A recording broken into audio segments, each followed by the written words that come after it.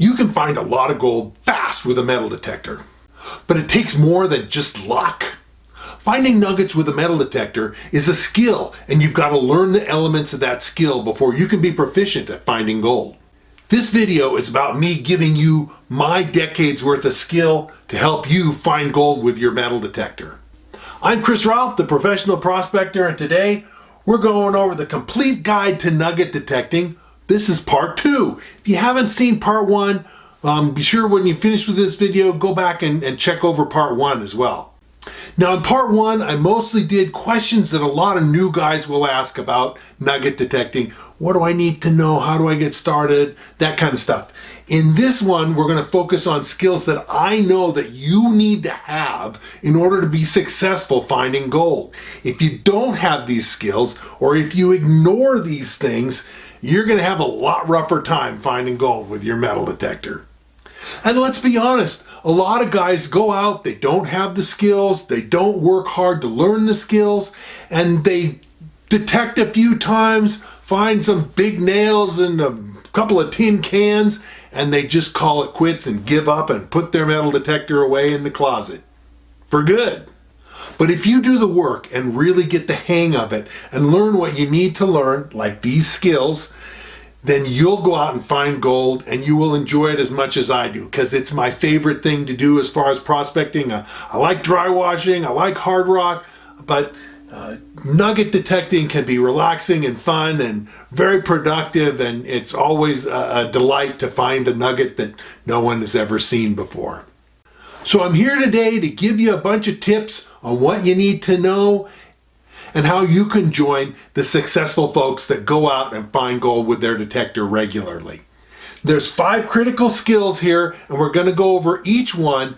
Now, I have for each one of these a kind of a homework video that you can watch afterwards that'll go into more detail about each one of these and explain them further and basically bring you fully up to snuff. But I'm going to give you an introduction to each of these critical skills in this video, and then we'll link to the extra homework videos that you can do and watch in order to really get experience and really be ready when you go out there. Now, a lot of guys, even if you've been metal detecting, if you want to increase your skills, if you want to find more gold, these are the things you need to know and think about when you're out there looking in order to be more successful at finding gold. So let's dive right in. Our first one, it's number 1 of part 2, but it's part 6 of the two parts, is to go slow and listen for faint targets. This is one of the ones that so many guys come to me and they say, I took my metal detector out and all I found was a bunch of big bullets and tin cans and some big nails and other trash, and I never can find any gold. And I just don't know why that is. I think that it's all a bunch of baloney, and you guys that find gold, you're all faking it. You buy that gold and then you show it like as if you found it with your metal detector. And it's not true. I've actually seen people and heard people say that to successful prospectors. You just buy that gold and then show it as if you found it. It's not true. I watched the guy dig it. So, and I've watched myself dig big nuggets too. So, really important is to go slow. And this is something that guys who do coin detecting, if you've done coin detecting, part of the deal with going over playgrounds and other things is to cover a lot of ground fast. If you don't get out there and you know, cover lots of ground, because the coins and big rings and that kind of stuff, they're loud targets. You go over them, boom, you know, beep. It really, it'll pull you up. You'll not miss those if you go over it. So the more you can cover a lot of ground, the more you're going to find and the more successful you're going to be. And that works for coins and relics and jewelry and a lot of stuff like that. It doesn't work for nuggets. And if you try to do that with nuggets, you're just not going to find any gold. The problem is is that most nuggets are not quarter ounce and half ounce and 1 ounce nuggets.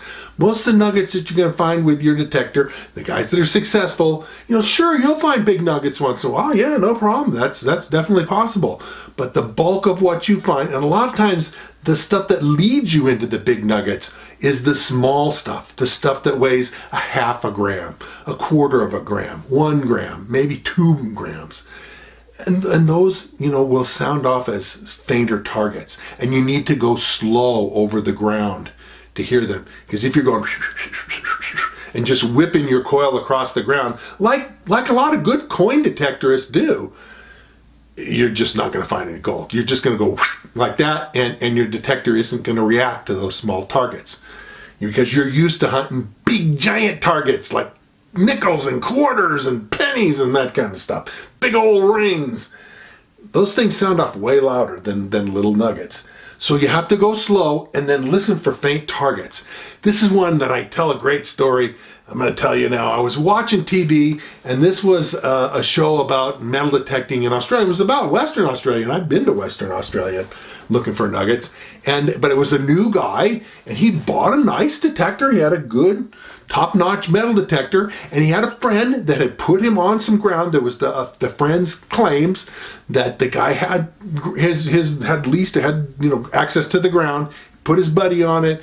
The new guy went out there and he detected and spent days detecting and never found anything but trash, mostly big trash.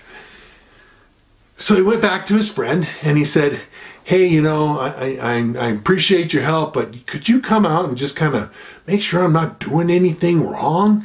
And the guy went out with him, and of course they're showing this on the television program. And the new guy goes along, and he's swinging his detector. The guy's telling him to go slow, and he goes over, and I hear a little beep, and he keeps on going. And as soon as I heard that beep on the television, I said, hey, that's a target. And of course, my wife makes fun of you for talking at the TV, but it was a target, and the guy walked right by it. He just walked right over it, and that's the secret. Not listening to faint tones, just walking on by him, because it didn't scream at him. Usually the screamers, by far and away, the vast majority of the screamers are trash, because they're big and close to the surface. So the guy who was his friend stopped him after he got about 5-10 feet past that small target. He said, "Okay, go back and listen closely for faint targets." This is what I'm telling you guys to do. Listen closely for the faint targets. The guy went over it, and sure enough, same spot, beep. He said, the guy stopped this time, and he turned to his friend and he says, "Is that a target?" And the guy says, "Yes, that's what you need to listen for." And he dug it, and it was his first gold nugget. It was only about a gram size, and it was down a little ways, which is why it was a faint target. But he had probably walked over a bunch of gold in his time there before he started listening to the faint targets. So if you want to walk over gold and ignore the nuggets and just walk around out there taking your detector for a walk, well then whip the coil around really fast and don't listen to anything except screamers. But if you want to find gold, slow down and listen for the faint targets. It's a big lesson. It's probably the most important lesson you need to learn as a new nugget detectorist is listen for the faint targets. So I have a homework video for you. I'm going to link to it up above here. You don't need to go there right now because you can always come back to this point in the video, and I'll put links to them in the description below so you can go back and take a look at that homework video. But that's our point for, it's a big one, for slow down and listen to those faint targets. Our next point is learn to deal with hot rocks. This is a kind of a two-edged sword. One is a lot of guys, their first detector is going to be a VLF because they're less expensive. Nobody wants to go out and spend $3,000, $4,000, $5,000 on a nugget detector when you've never found a nugget before in your life with a metal detector. So they go out with a VLF and they put it on the ground and they swing the coil, and maybe they're swinging slow and listening carefully, and they swing it over and it goes beep beep beep beep beep beep beep beep beep beep beep beep beep beep beep beep beep beep and it's, I can't listen to all those fake targets. There's a target every 10 inches. And what they are is they found an area with a lot of hot rocks.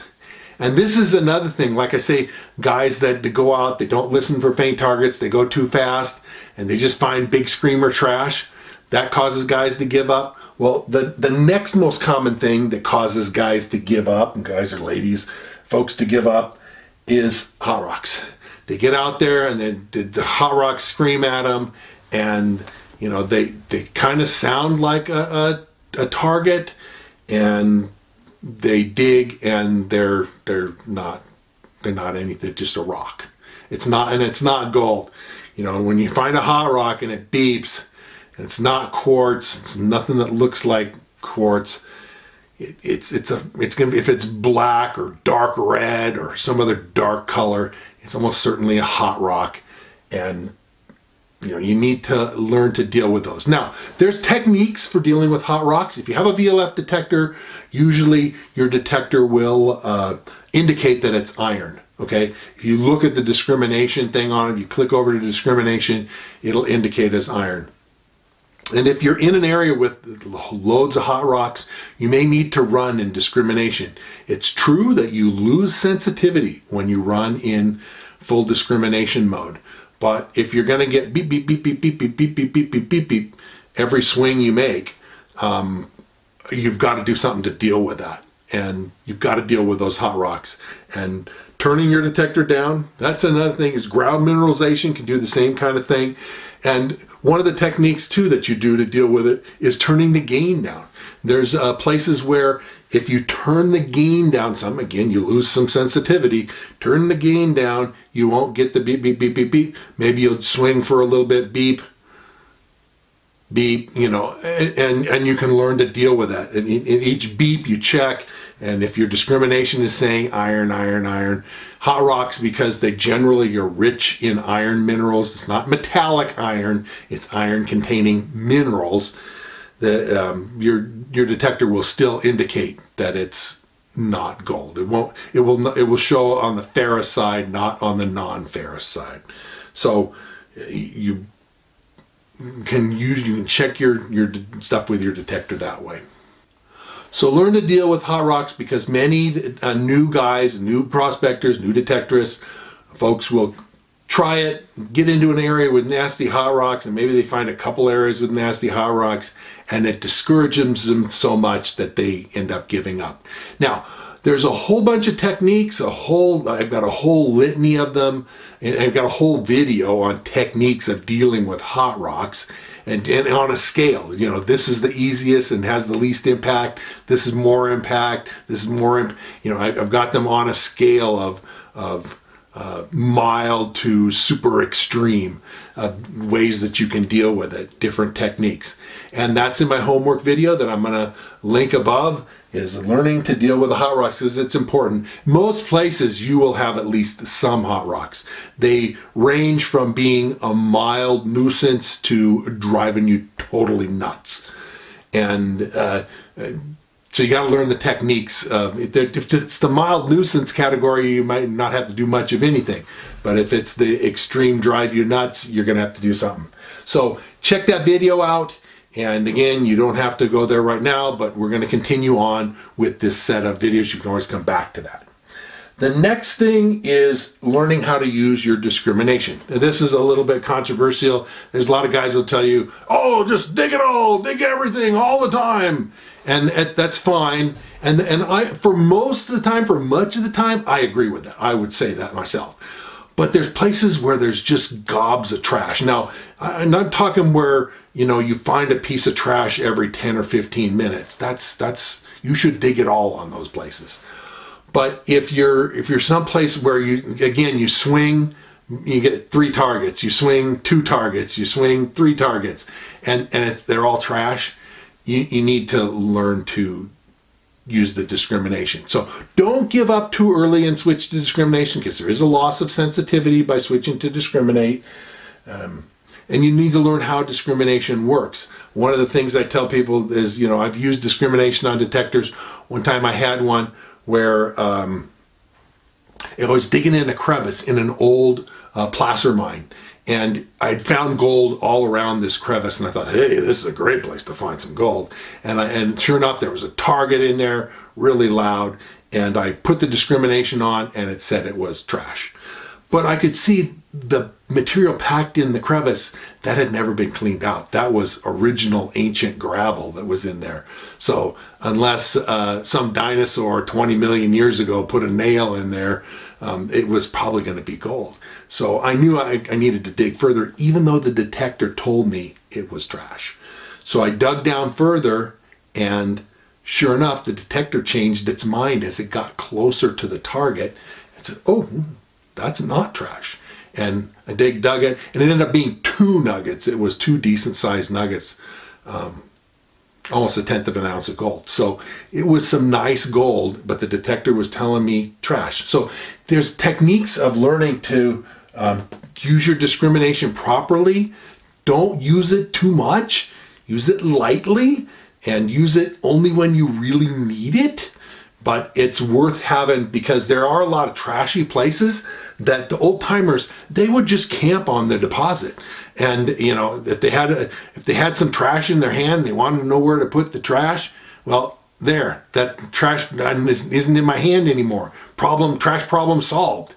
And they'd litter all over. And I found a lot of good nuggets, because the guys who dig it all, when they hit areas like that where the trash is intense, they just go someplace else.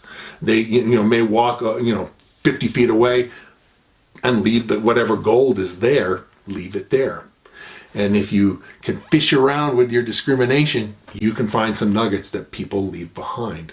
So learning to use discrimination properly and not overuse it and not underuse it, doing the techniques of, when it's going to be accurate and when it's not going to be accurate. On really weak signals, your discrimination isn't going to be very accurate. That's just a flat of how it works. You need a strong signal in order to get a proper discrimination reading. So to learn more about how to use your discrimination properly and how it can help you find gold, check out the video. This is your homework video. Check it out and go through it. And I give all kinds of hints about how to use discrimination accurately, when to use it, when not to use it. And it will help you find gold. Believe me, if you use it properly, it will help you find gold. Our next point is to learn to pinpoint and dig quickly. This is one that it's a time efficiency thing. So I've seen, especially new guys, but I've seen more experienced guys do the same thing. If you find a target and you spend 10, 15, 20 minutes, maybe more, chasing that thing around before you finally get it out of the ground, you shove your detector in there. Okay, the target's here, and you start digging, and it's still in the hole. I've seen guys where you dig a hole, the target's here, it's not in the hole, and you can swing in the hole, and as it gets close to the side, it's here in the target, and you're thinking, oh yeah, it's in this hole, it's in this. And anyway, you can spend forever digging out targets, and the more accurately you can pinpoint them and know where to dig and where not to dig, the faster you're going to get back to detecting. And at the end of the day, if I can find and dig 50 targets and you find and dig 10 targets in the same amount of time, I'm going to have 5 times the chance of finding gold that you will. So the quicker you find a target, pinpoint it properly, get it out of the ground, get it into your hand where you can see, oh, it's gold, oh, it's lead, oh, it's an old nail or whatever.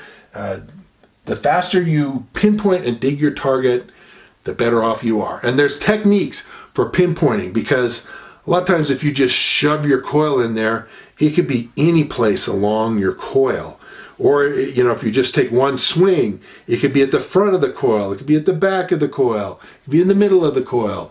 You just don't know. And so what I recommend is an X type pattern where you swing across one direction and you say, okay, it's along this line, then you swing across the other way. Okay, it's on this line, and it's this line and this line where they cross. That's where the target is.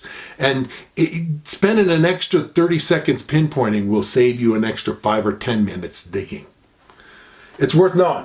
So I have a homework video linked to it about using pinpointing properly and getting your targets quickly and efficiently dug out of the ground, how to know where they are, and not chase around and chase around and chase around and, you know, start with a hole this big and end up with a hole that's this big because you're chasing the target, or is it here? Or no, it's over there. And you know, you'll get more gold if you were able to pinpoint and dig the target out quickly. So homework thing for that, take a look at that video on pinpointing, because it's a skill worth having. It'll make you a more efficient and more successful prospector.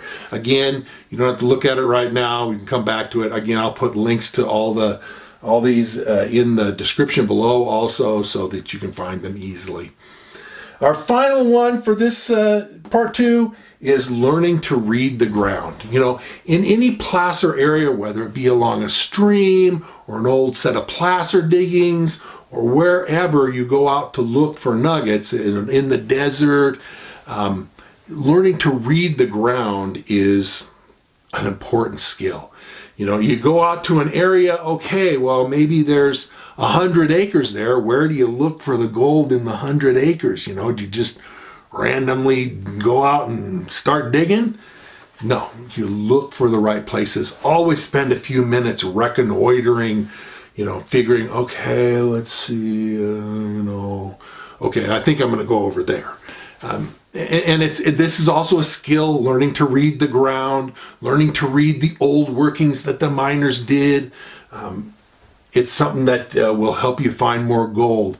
And reading the ground is a critical thing. Because even in really rich spots, the gold will be concentrated in certain areas. You know, the miners, gold does not spread itself out evenly over a large area. It concentrates in a spot here and a spot there and a spot there. You know, there's a little patch, there's a little patch, there's a little patch here. But, you know, the huge area will be mostly barren.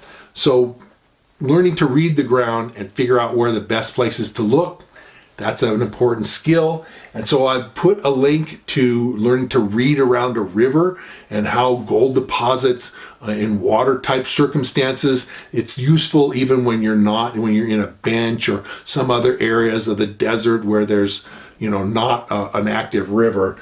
But I've got this link above here, and be sure and check out that homework video, because it's worth watching and it'll increase your skill and help you find more gold. So the more you know what you're doing, the more successful you're going to be finding gold. You know, owning a great detector is just the start. It's a skill. It's like you know, you buy a pipe wrench, that doesn't make you a journeyman plumber. You buy a set of golf clubs, that doesn't make you a professional golfer. And the same thing with buying a great metal detector. Now you have to learn the skills of how to use it. And the more you study this stuff, and the more you think about it when you go out in the field, the better you're going to be. It's still going to take time. There's some things that teaching can't substitute for actual on-the-ground experience, but this can give you a great head start. Now, I want to be sure to emphasize that I don't offer training. I get a lot of people saying, hey, Chris, will you take me out and show me how to use my metal detector? Will you do this? And it's like I get huge numbers of requests. I could have a full-time job just training people. And I can't. I have way too many family commitments and other commitments in my life and things I want to do for myself.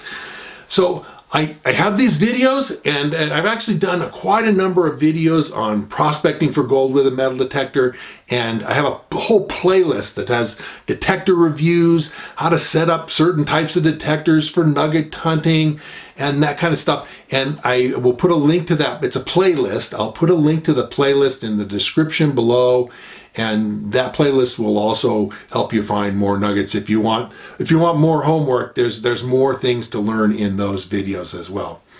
Now, like I say, I don't offer personal training, but I also wrote a book. That's another thing that I've done to help people, is I wrote a book, and it's been hugely successful. I've sold many thousands of copies, and it's very highly rated, and I think you'll really enjoy the book. It's basically an encyclopedia about prospecting for gold, and doesn't just include metal detectors. It talks about panning, it talks about geology of gold deposits, sluicing, dry washing. It's kind of an encyclopedia to cover the whole world of prospecting. And I'll tell you a little bit more about my book right now. So let me tell you a little bit more about my book. It's called Fistful of Gold. And I wrote it because I want you to be able to go out and find for yourself fistful of gold. And you can see that it's an encyclopedia with all kinds of information, pictures, and that sort of thing. It's not in color, but color would have cost me a lot more to have printed, and so the book would have cost a lot more. It's for sale on Amazon, and you can pick it up. I'll put a link in the description below. I also serve as the editor for a prospecting magazine. It's ICMJ's Prospecting and Mining Journal. And honestly, you should check that out. We got stories and information, legal stuff, everything you know to increase your skills as a prospector. I write articles in this every month, and a lot of other very experienced prospectors contribute to the magazine as well. So check the magazine out. Also, I have a website, and the website is at NevadaOutbackGems.com. I'll put a link for it in the description below, but there's gobs of information there that you will find useful in your prospecting efforts. Finally, I want to say that I really appreciate your comments and thoughts, and even positive criticism. Don't come on there and just toss out insults, because I'll just delete your comments. But if you've got helpful things to say and questions to ask, do write and put those in the comments, because I answer my comments to people, and you'll hear from me in responding to you. So if you've enjoyed this video and you like what you see and you're interested in finding out more, well, then sign up, subscribe, and hit the notification bell so they'll let you know when I post new videos. And like it and share it if, again, you see stuff that you really are excited about. And I'll be coming out with lots more new videos, and so we'll see you again real soon.